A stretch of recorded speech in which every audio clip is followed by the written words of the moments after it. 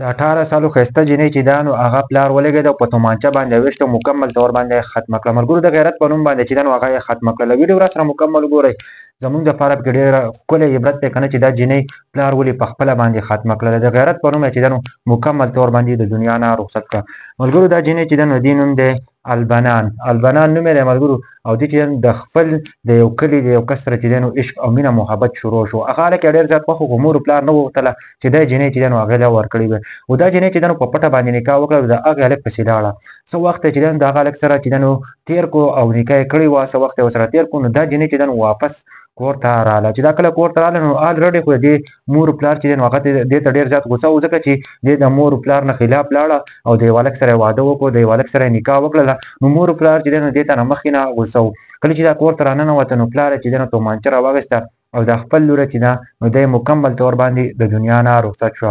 ملګرو نن سبا چې داسې واقعې ډېرې زیاتې راځي. که تاسو سوچ وکئ که نه، نن سبا چې جینۍ او هلک یو بل خوښ شي، دې ته نه ګوري چې د دوی مور پلار چې دی نو دا هم خفه کېږي، دوی چې دی نو بدنامېږي، دا به د غیرت په نوم باندې مونږ ختموي، دوی ته دې ته سوچ نه کوي. او دوی چې دی نو خپل نکاح تړي او مکمل طور باندې غایبېږي. او چې کله واپس راشي نو مور پلار چې دی نو هغه غوسه چې دی نو په هغه ټیم کې پرې تېره کړي او مکمل طور باندې د دنیا نه رخصت کړي. ملګرو دا واقعه راغلې وه که نه، په دې باره کې تاسو څه وایئ؟ نن سبا چې دی نو داسې واقعې په پنجاب کې ډېر زیات راځي، په خیبر پښتونخوا کې هم ډېرې زیاتې واقعې راځي چې جینۍ او هلک یو بل خوښ شي نو هغه سیده ځي. او بل طرف ته چې دی نو دا سوچ نه کوي چې مور پلار چې دی نو دې ته څومره غوسه وي دې جینۍ ته چې دا کله چې دی نو وتښتي نو مور پلار چې دی نو هغه ډېر زیات خفه وي.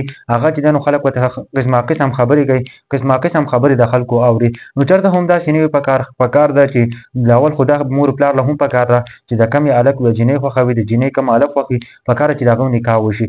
که دغه وشي که نه نو چېرته به هم داسې واقعې نه راځي. پلار به دومره نه مجبوره کېږي چې ابا خپله لور مکمل طور باندې د دنیا نه رخصتوي، په خپله لور باندې به چې دی نو تومانچه ږدي یا به په خپله لور باندې په عجیبه طریقه د دنیا نه رخصتوي. همدا صرف د دې د وجې نه کېږي که نه چې ملګرو موږ له پکار ده که نه چې د کمې هلک جینۍ خوښه وي، پکار ده چې مور پلار ته ووایي چې رشته پسې ولېږي. عشق او مینه محبت هسې بانه کړی دی او ټول عمر چې دی نو په دنیا کې چې دی نو دا ټول عمر په ضلالت کې بیا مور پلار تېر کړي. ځکه چې یوه جینۍ وتښتي که نه، تاسو سوچ وکئ که نه، د هغه مور پلار چې دی نو چا ته سترګې نه شي غړولی، ځکه چې خلک پسې قسما قسم خبرې کوي چې دا جینۍ بدکاره وه، دا داسې وه، داسې هلک سره نو د اول په هېڅ هم نه چې کله په یو انسان باندې الزام ولګي که نه، هغه چې دی نو بیا چېرته هم نه پاکېږي. ټول عمر دپاره چې دی نو هغه بیا نه پاکېږي.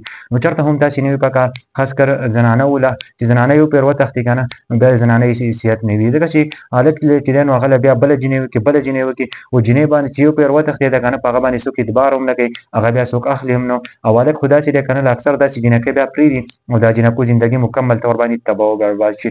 ملګرو دا واقعه راغلې وه که نه، ما چې تاسو ته په تفصیل سره بیان کړم چې پلار ولې مجبوره کېږي خپله لور ولې خپله لور مکمل طور باندې د دنیا نه رخصتوي. نو داسې موږ له پکار ده که نه چې موږ داسې کارونه نه کوو. اول خو کوشش کول دي که نه چې په اسلامي طریقه باندې نکاح وکړلی شي، په اسلامي طریقه باندې چې دی نو هغه واده وکړلی شي، مور پلار هم ترې خوشحاله وي، د هلک نه د جینۍ نه مور پلار خوشحاله وي، دوه خاندانونه چې دی نو یو شي. او داسې ټول له پکار چې موږ داسې نکاح وکړو او داسې تښتېدو نکاح نو بیا چې دی نو ټول عمر چې دی نو خلک خفه وي.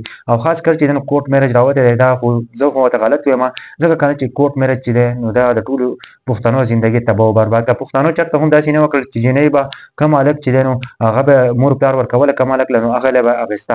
اوس داسې نه کېږي چې کومه جینۍ او کوم هلک خوښ وي نو هغه لاړ شي کوټ میرج وکړي او په کوټ کې چې دی نو نکاح وکړي. خو زمونږ دا سیسټم بلکل نه دی خوښ، زمونږ د پښتنو په معاشره کې دا بلکل نه دی پکار که نه چې جینۍ او هلک له ته دومره اختیار ورکړي که نه چې په خپلې مرضۍ باندې واده وکړي.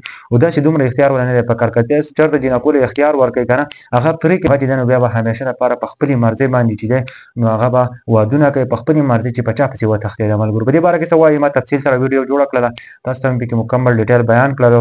دا یو واقعه راغلې، په دې باره کې څه وایي؟ خو باندې کمنټ به ضرور کوئ.